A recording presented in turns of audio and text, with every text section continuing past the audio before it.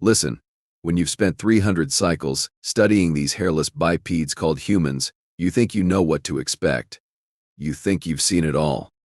Boy, was I wrong. My name is Crix9, and I'm what you might call a xenobiologist, though that's putting it nicely. Really, I'm more of a professional alien stalker. The Galactic Council pays me handsomely to observe primitive species and file reports that nobody reads. It's honest work, if you don't mind the crushing boredom and occasional existential crisis. The planet Earth was supposed to be just another routine assignment. Standard Class C civilization, barely past the Stone Age by galactic standards. They'd only just figured out how to split atoms without blowing themselves up, most of the time. The previous observer, Vex-12, had filed reports so dull they were used as sleep aids in the medical bay. Humans are predictable, Vex had written in his final report. They follow standard patterns. No surprises expected. Hey, shows what he knew. I'd been orbiting Earth for exactly 47 days, watching these creatures stumble through their daily routines when everything went sideways. And by sideways, I mean completely, utterly, magnificently wrong. It started on what humans call a Tuesday. Why they name their time periods after ancient deities is beyond me. But that's humans for you. I was parked in my observation vessel, the quiet observer, hovering invisibly above a settlement called Portland. Don't ask me why they named it after cement mixing. Human logic defies explanation. My scanner had locked onto a particularly interesting specimen. Female designation, approximately 28 Earth years old, dark hair, wearing what appeared to be a white coat covered in mysterious stains. Her name tag read Dr. Maya Singh. She worked in something called a research laboratory, though their definition of research makes our kindergarten science projects look advanced.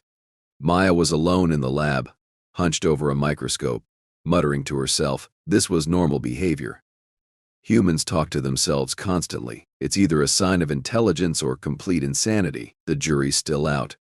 Come on, you stubborn little proteins, Maya said, adjusting the focus. Why won't you just cooperate? I leaned closer to my viewing screen, sipping my morning stimulant.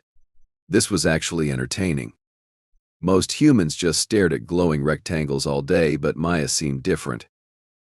She had this energy about her, like she was on the verge of something important. That's when my ship decided to have what humans might call a very bad day. The proximity alarm started screaming. Not the gentle chime that means, hey, asteroid ahead. No, this was the full-blown you're about to become space debris klaxon. My coffee went flying as the ship lurched violently to port. What in the 7 moons of Zixirian? I scrambled to the control panel, tentacles flying over the instruments. The display showed something impossible. My cloaking field was fluctuating wildly, like a disco ball having a seizure. Then came the really bad news. System failure cascade, engine malfunction. Life support getting creative with its definition of supporting life. And as the cherry on top of this disaster sundae, I was falling, not gracefully floating down like a leaf, not even crash landing with dignity. No, I was plummeting toward Earth like a very expensive, very panicked meteor. Mayday, mayday. I broadcast on emergency frequencies. This is Observer Crix9. Experiencing total system failure. Repeat, total system failure. If anyone can hear this, I'm about to become a very awkward first contact situation. The irony wasn't lost on me. 3 centuries of careful, invisible observation, and I was about to land in someone's backyard like the galaxy's worst pizza delivery. My ship's computer, in its infinite wisdom, chose this moment to be helpful. Crix9, I have calculated the optimal crash site to minimize detection probability. Oh, wonderful. Where? The research facility directly below us. I stared at the screen. Maya's lab was getting bigger by the second. You want me to crash into the place I've been watching for 6 weeks? Affirmative. The probability of civilian casualties is only 67%. Only 67%. Well, that's reassuring. The ship's attitude thrusters gave one last, pathetic wheeze and died. I strapped myself in and prepared for what was about to be either the most embarrassing moment of my career or the last moment of my life. Possibly both. Maya, bless her oblivious little heart, was still bent over her microscope when my ship came through the roof like the universe's most unwelcome surprise party. The crash was spectacular. Metal screamed, concrete crumbled, and several expensive-looking machines became very expensive paperweights. Smoke filled the air. Alarms wailed. And somewhere in the chaos, I heard a very human voice say something that definitely wasn't in the translation database. When the dust settled, I found myself hanging upside down in my pilot's seat, surrounded by the twisted wreckage of both my ship and Maya's lab. Emergency lights bathed everything in an eerie red glow. My head was spinning, and I was pretty sure I'd invented 3 new curse words in my native language. Then I heard footsteps. Slow, cautious footsteps picking their way through the debris. "Hello," Maya's voice called out. Is someone in there?" I froze. This was it. First contact, the moment that would change both our species forever. The weight of history pressed down on me like a collapsed star. What should I say? How do you introduce yourself to an alien species? "Hi, sorry about your lab, I'm from space," seemed inadequate. The footsteps got closer. Through the cracked viewport, I could see Maya approaching, a flashlight in one hand and what looked like a crowbar in the other. Smart girl. Always come prepared. "I can see movement in there," she said, her voice steady despite the circumstances. "Are you hurt?" "Hurt? Lady, my pride might never recover. But physically I was mostly intact. I'm okay," I called back, trying to keep my voice calm. The universal translator was working, at least. Small mercies. Fekshid, Maya reached the viewport and peered inside. Our eyes met. This was the moment. The instant when 2 worlds collided, when a human saw an alien for the first time. I expected screaming, maybe fainting, definitely running away in terror. Instead, Maya tilted her head, studied me for a long moment, and said, "You know, this explains so much about my protein samples." I blinked. All 6 of my eyes. "Excuse me, the anomalous readings I've been getting for weeks. I thought my equipment was malfunctioning. But you've been watching us, haven't you?" She tapped the crowbar against the viewport. From up there? This woman was either the calmest human I'd ever encountered or she was in severe shock. "You're not afraid?" Maya laughed. Actually laughed. "Afraid? Do you have any idea how exciting this is? I'm a xenobiologist, and you just crash-landed in my lab. This is like Christmas and my birthday and winning the lottery, all rolled into one catastrophically expensive package. As a xenobiologist. Of course. Leave it to me to crash into the one human on Earth who wouldn't run screaming from an alien visitor." "So," Maya continued, working the crowbar into the viewport seal, "are you going to sit there hanging upside down all day? Or are you going to come out and explain why my spectrometer has been picking up impossible energy signatures?" I had to admire her directness. "Well, when you put it like that," the viewport popped open with a hiss of escaping atmosphere. Maya stepped back as I carefully extracted myself from the wreckage, my forearms working to untangle me from the safety harness. When I finally stood up to my full height, about 6 feet tall with blue-gray skin and those 6 eyes I mentioned, Maya just nodded approvingly. Humanoid body plan, but clearly adapted for different gravity and atmospheric conditions, she muttered, pulling out a small device that looked suspiciously like a scanner. Bilateral symmetry, but with enhanced limb configuration. Fascinating. "Are you taking notes on me?" "Of course I am. Do you know how long I've theorized about extraterrestrial life? And here you are, standing in my destroyed lab, probably violating about 17 different international treaties just by existing here." I had to laugh. This human was something else. I'm Crix-9, by the way. Observer, 3rd Class, Galactic Council Survey Division. Maya Singh, PhD in xenobiology from MIT. Currently unemployed thanks to someone crashing through my roof. She grinned. "Nice to meet you, Crix-9. About that, I'm really sorry about your lab. This wasn't exactly planned. Maya looked around at the chaos, then back at me. Are you kidding? This is the best thing that's happened to my research in years, though I suspect my insurance company is going to have some questions. That's when we heard the sirens. Maya's expression changed from excitement to concern. Right, emergency services. They're going to want to investigate a mysterious explosion and crash, and I don't think you want to be here when they arrive. She was right.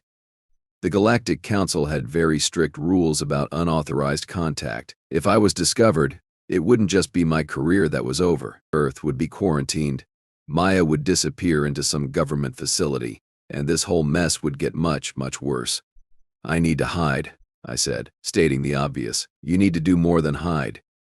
You need to disappear completely. Maya grabbed my upper left arm with surprising strength. Come on. I know a place. As she led me through the wreckage toward a back exit, dodging falling debris and sparking electronics, I couldn't help but wonder if I'd just made the biggest mistake of my career, or the best decision of my life. The sirens were getting closer, and Maya was moving with the confidence of someone who'd clearly thought about emergency evacuation procedures, which raised an interesting question. Maya, I said as we reached the exit, you're taking this awfully well for someone who just met their first alien. She paused at the door, her hand on the handle, and turned to look at me with those bright, intelligent brown eyes.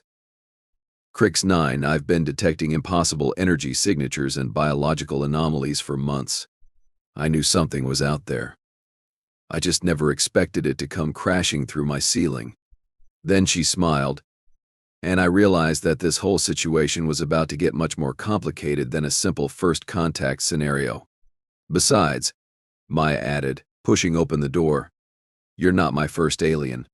And with that bombshell, she led me out into the Portland night, leaving me to wonder what exactly I'd gotten myself into, and why the humans were turning out to be far more interesting than anyone in the Galactic Council had ever suspected.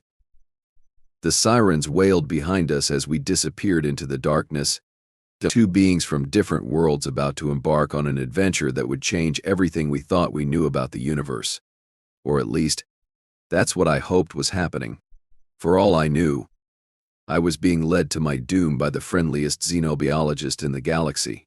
Either way, it beat filing boring reports about predictable humans. Not your first alien? I practically squeaked as Maya led me through a maze of back alleys. The sirens were fading behind us, but my confusion was reaching peak levels. What exactly does that mean? Maya didn't answer immediately. She was too busy checking corners and scanning the shadows like some kind of secret agent.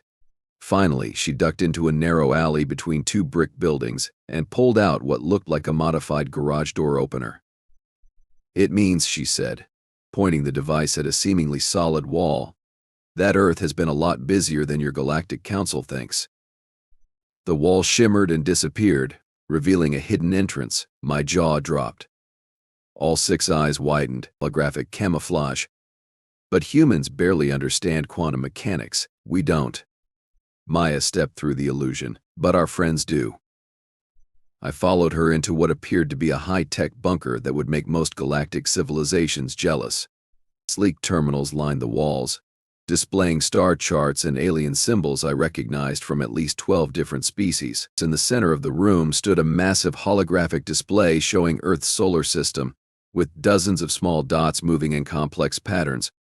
Welcome to the real Portland, Maya said, tossing her lab coat onto a chair. Population, roughly 2 million humans, 50,000 aliens, and one very confused Galactic Council observer. 50,000 aliens? On Earth, this is impossible. The records show Earth as a protected primitive world, no contact allowed. The records, said a new voice, are adorably naive. I spun around to see a tall, elegant being with silver skin and 4 arms stepping out of the shadows. A Zephyrian. One of the most advanced species in the known galaxy. What was she doing here? Crix 9. Maya said casually. Meet Commander Lyra Vex. She's been Earth's unofficial ambassador for the past 5 years. Unofficial? I sputtered. Lyra smiled, an expression that was both beautiful and terrifying on a Zephyrian face.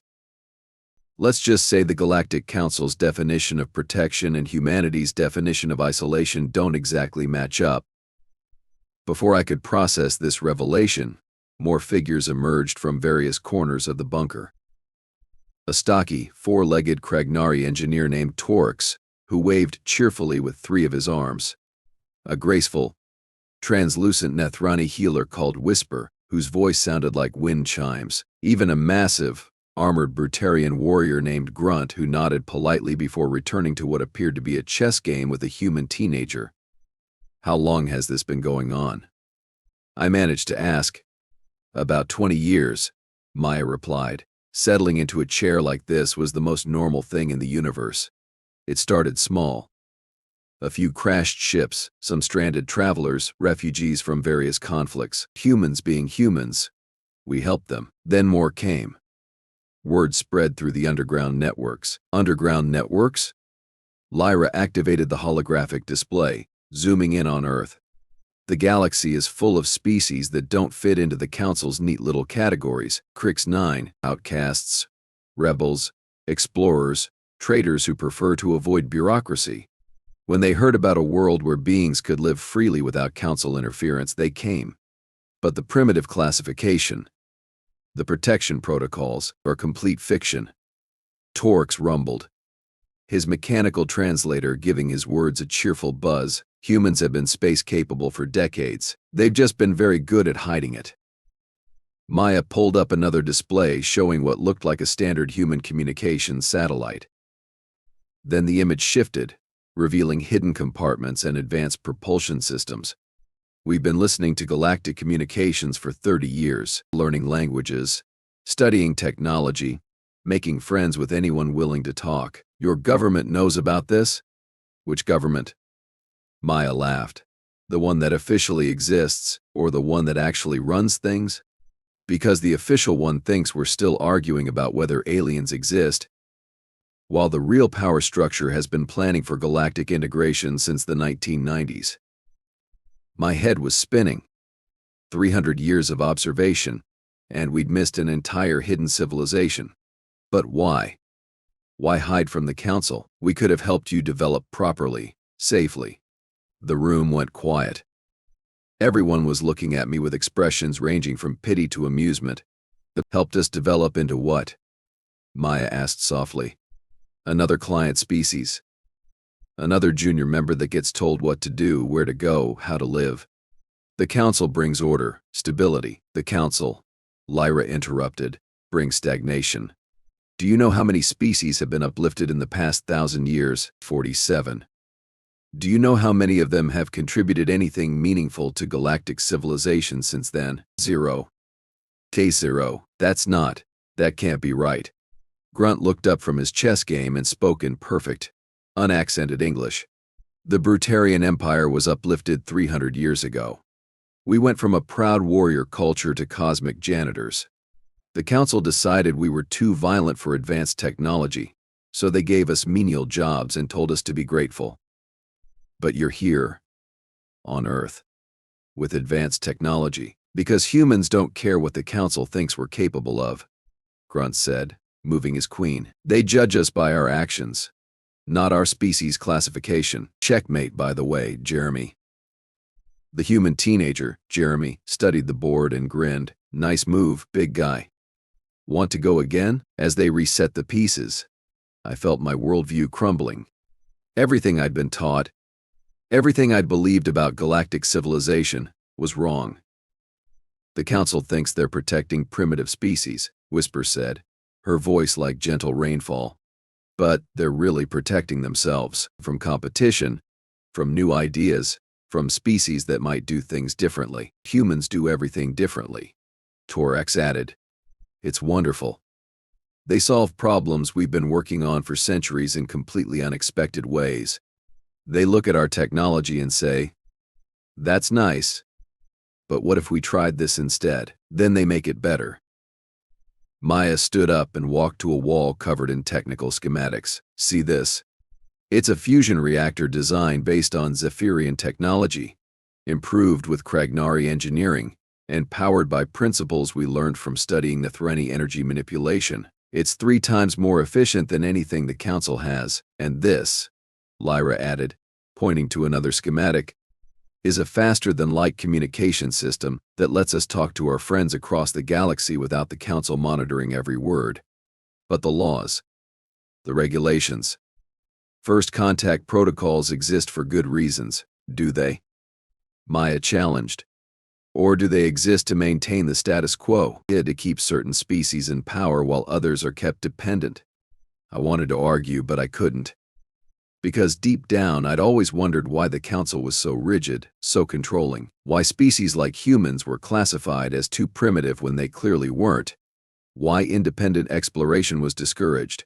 "So, what happens now?" I asked. "I'm supposed to report back to the Council. What do I tell them?" "The truth," said a new voice. Everyone turned toward the entrance as a figure I recognized stepped into the bunker. Admiral Thex-Prime, one of the highest-ranking officers in the Galactic Council Defense Force. "My superior's superior, Admiral." I snapped to attention. "Sir, I can explain." At ease, observer. Thex-Prime looked around the bunker with what might have been approval. "I'm not here officially. Sir, I'm here because there are those of us within the Council who have been watching this situation develop. And frankly, we're impressed." Maya raised an eyebrow. "Impressed enough to do something about it? The Council is changing." Dr. Singh, slowly, carefully, but changing nonetheless. "There are species beginning to question the old ways. Your little experiment here has become a model for how first contact should really work." "What kind of model?" I asked. "Voluntary. Cooperative. Based on mutual benefit rather than forced hierarchy." Thex-Prime activated his own holographic display. "We've been monitoring 17 other worlds where similar underground networks are developing. Species helping species, sharing technology and knowledge freely, and the official Council position is becoming increasingly irrelevant. Real progress is happening in places like this, not in Council chambers." The Admiral looked directly at me. "Which brings us to your report." Observer Crix 9. I swallowed hard. "What should I report, sir?" "That Earth remains a primitive world with no signs of advanced development or alien contact." "But that's not true." "B, it's true enough for Council purposes. And it buys us time to prepare for what's coming, which is..." Maya and Lyra exchanged glances.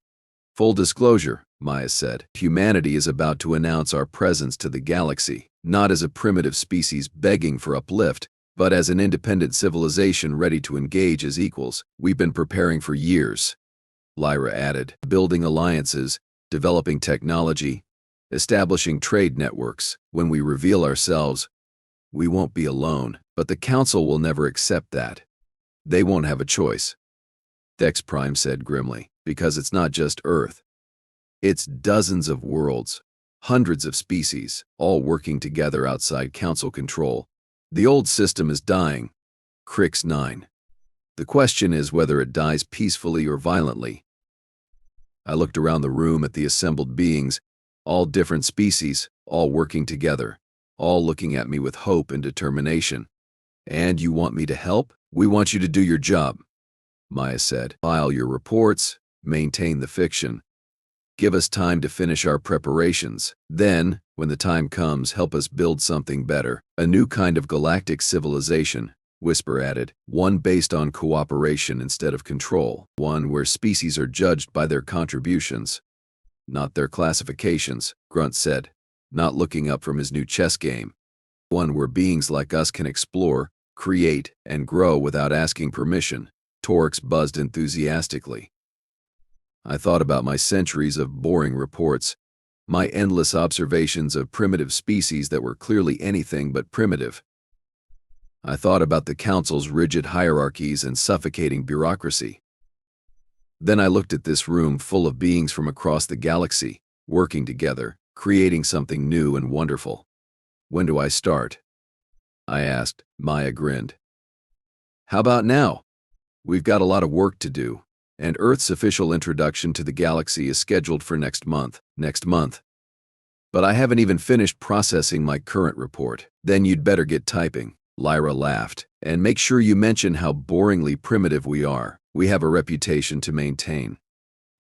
As alarms started chiming throughout the bunker, Jeremy looked up from his chess game. "Guys, the news is reporting a massive object entering Earth's atmosphere.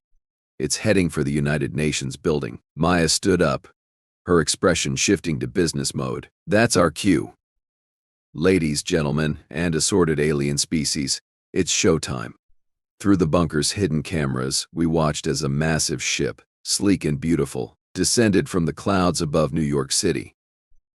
It was unlike anything I'd ever seen, clearly built using technology from multiple species but designed with a distinctly human aesthetic. "The U.S. Harmony," Maya said proudly, "humanity's first official starship. Built here on Earth, crewed by humans and aliens working together. Today, she makes humanity's formal application for membership in the galactic community." "As equals," Lyra added. "As partners," Whisper said. "As friends," Grunt rumbled. And as I watched the ship land gracefully in front of the United Nations building, broadcasting messages of peace and cooperation in 47 different languages, I realized that my boring assignment had just become the most important mission of my life. The age of careful observation was over. The age of cooperation was about to begin, and somehow, I'd gotten a front row seat to watch the galaxy change forever. Not bad for a routine assignment to a primitive world, not bad at all.